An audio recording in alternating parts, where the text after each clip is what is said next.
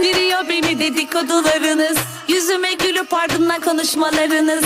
Ne gözünüz tutar ne de beddualarınız. Çekemeyenler parti kursa kazanırsınız. Görüyorum her köşe başında taklidimi. Utanmadan bir de soruyor benziyoruz değil mi?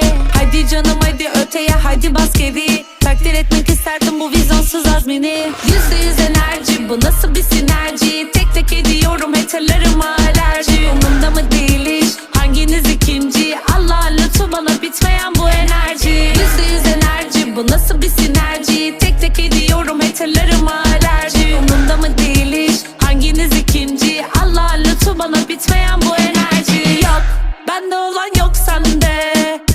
Kalite gör sayemde.